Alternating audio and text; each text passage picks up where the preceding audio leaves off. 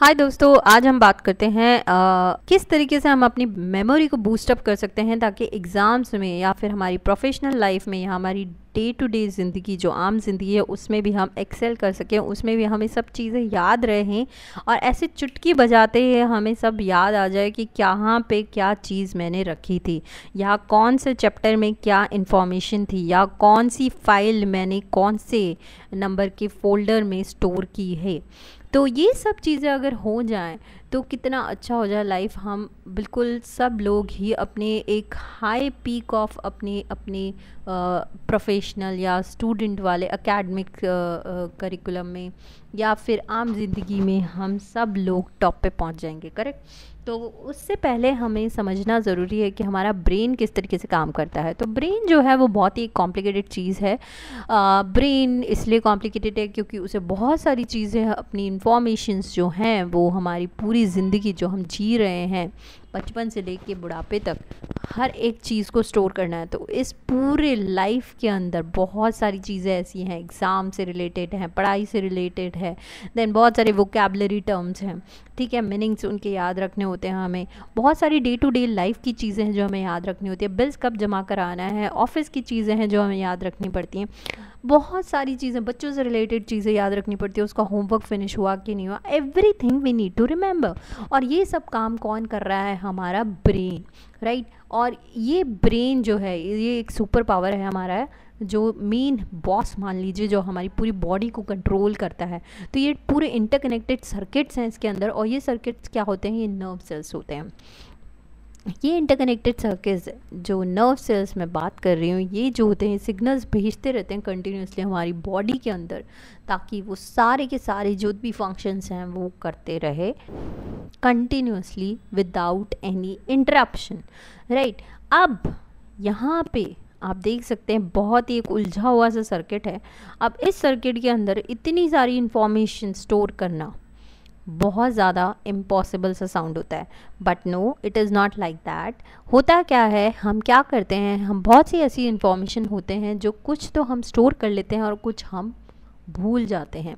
वो भूलने का मतलब ये होता है कि हमारा ब्रेन ऑटोमेटिकली कुछ यादों को, कुछ मेमोरीज़ को डिलीट करता जाता है, और वो एक्चुअली डिलीट टेम्परेरी होता है। अगर आप रिकॉल करेंगे तो वो वापस से रिट्रीव हो सकता है, but only thing is you need to recall. But एक लॉन्ग टाइम तक अगर वो आप रिट्रीव नहीं करोगे तो वो फाइनली लॉस्ट मेमोरी हो जाती है। करेक्ट। तो इसको थोड़ा सा और समझते हैं ब्रेन के पार्ट्स के थ्रू।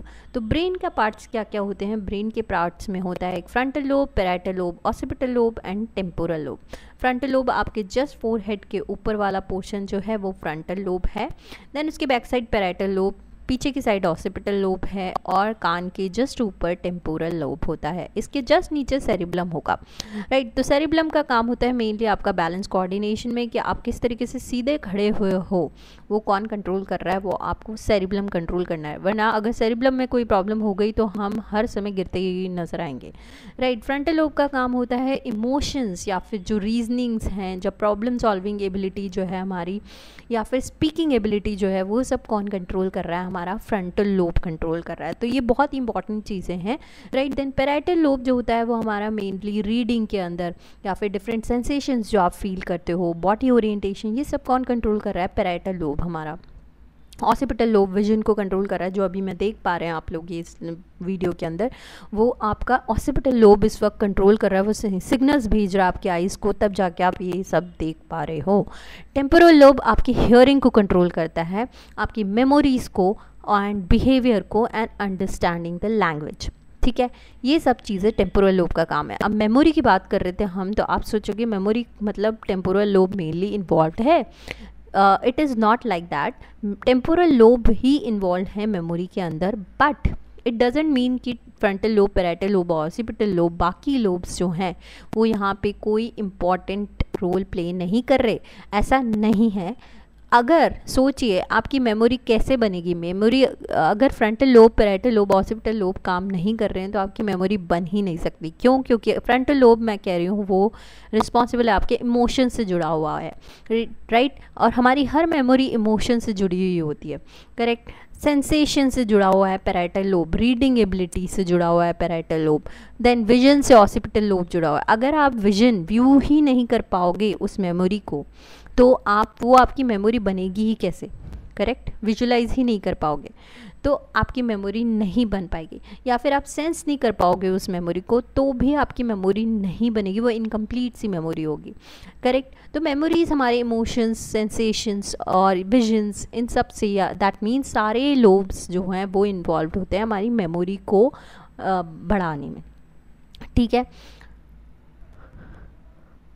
तो ये जो सिग्नल्स हैं ये किस तरीके से ब्रेन जो पास ऑन करता है, हमारी पूरी बॉडी के जितने भी पार्ट्स हैं उसमें किस तरीके से पास ऑन करता है, एक मैश होता है, नेटवर्क होता है नर्व सेल्स का। और ये नर्व सेल्स जो होती हैं वो आपस में एक तरीके से इंटरकनेक्टेड होती हैं, जैसे सर्किट्स की तरह, राइट। तो सर्किट्स जो होते हैं जैसे अपने पूरा इलेक्ट्रिक सिग्नल्स भेजते रहते हैं, यहाँ पे ये नर्व सेल्स हमारे सिग्नल्स भेजते रहते हैं ब्रेन से different parts of the body में। तो पहले जो भी इंफॉर्मेशन होती है वो एनकोड होती है, फिर स्टोर होती है, and then we can retrieve it in the form of a memory. So इस तरीके से हमारा ब्रेन काम करता है। अब हम बोल रहे हैं कि ये जो नर्व सेल्स होते हैं वो क्या होते हैं, सिग्नल्स भेजते रहते हैं। अब ये सिग्नल्स पहले कैसे परसीव होते हैं, सेंसरी सिग्नल्स के फॉर्म में परसीव होते हैं, जो रजिस्टर करते हैं information in the form of sensory memory. अब ये सेंसरी मेमोरी बहुत ही फ्रैक्शन ऑफ सेकेंड्स के लिए होती है, बट अगर आप इसे स्टोर करोगे थोड़े टाइम के लिए तो ये आपके शॉर्ट टर्म मेमोरी में कन्वर्ट हो जाती है, जो लास्ट करती है also for some 20 seconds only. लेकिन अगर आप इस शॉर्ट टर्म मेमोरी को रिपीटेडली याद करते रहो, रिकॉल करते रहो, तो क्या होगा, ये कन्वर्ट हो जाएगी आपकी लॉन्ग टर्म मेमोरी में, जो लाइफ लॉन्ग आपके साथ रहने वाली है। फॉर एग्ज़ाम्पल, अगर आप बचपन में आपके कभी मान लीजिए आपने दिवाली पे आप क्रैकर्स बर्न करते वक्त आपके हैंड में चोट लग गई, राइट तो वो क्या हुआ, वो आपके सेंसेस जो हैं वो हैंड से ट्रैवल होते हुए आपके ब्रेन तक गए थे उस मोमेंट पे जब ये हुआ था इंसिडेंट, करेक्ट। तो वो आपका जो मोमेंट था वो आपको कुछ देर के लिए लास्ट किया होगा, राइट। तो वो sensory memory short term memory में कन्वर्ट हुई होगी। लेकिन अगर मान लीजिए आप ये इंसिडेंट जो है वो आप कुछ सालों बाद, सम 18 ईयर्स बाद और 15-18 ईयर्स बाद आप इस इंसिडेंट को कभी आप रिपीट नहीं कर रहे, कभी आप रिकॉल नहीं कर रहे, किसी से बात नहीं कर रहे इस बारे में, वो क्या होता है, हम भूल जाते हैं कि ऐसा कुछ हुआ था। लेकिन अगर टाइम टू टाइम आप मान लीजिए आफ्टर 1 ईयर आपने किसी अपने फ्रेंड को बताया कि हाँ बचपन में मेरे साथ ऐसा हुआ था, देन आफ्टर 3 ईयर्स अगेन आपने बताया, आप क्या कर रहे हो, उसको रिपीटेडली याद कर रहे हो इस मेमोरी को। प्लस ये एक ऐसी मेमोरी थी जो आपकी सेंस हुई थी, आपके सेंसेस के थ्रू हुई थी, राइट। और वो सेंसेस के थ्रू जो होता है वो नॉर्मली हमारी लॉन्ग टर्म मेमोरी में ऑटोमेटिकली ट्रांसफ़र हो जाता है, चाहे हम उसे रिपीट करें या ना करें, राइट क्योंकि आपका फोकस पूरा वहीं था।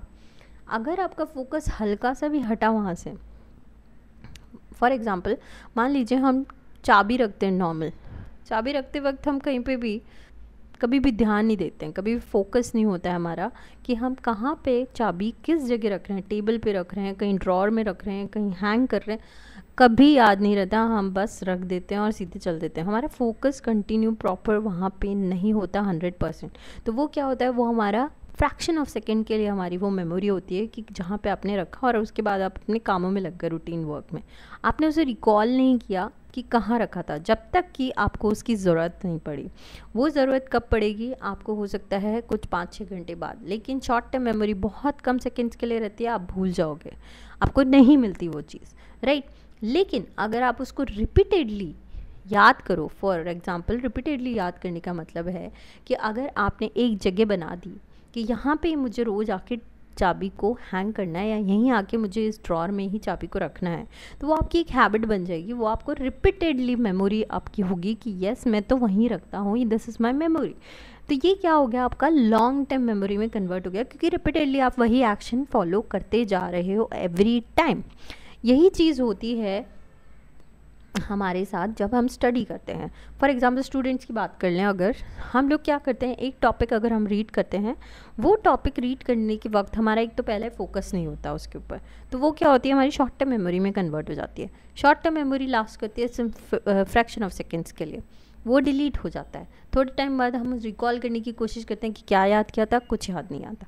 लेकिन अगर उसी टॉपिक को मैं 3 से 4 बार पढ़ते रहूँ with focus, with full attention, तो क्या होगा, वो लॉन्ग टर्म मेमोरी में कन्वर्ट हो जाएगा। और मुझे कुछ टाइम बाद भी अगर मुझसे कोई उसके बारे में पूछेगा तो yes, most of the information मैं उसको पास ऑन कर सकती हूँ। करेक्ट। तो ये हो गया मेरा long term memory.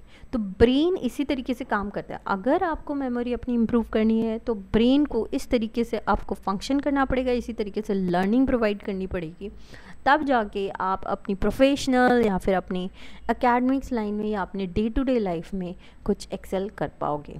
So stay tune, keep watching MS Bio Academy।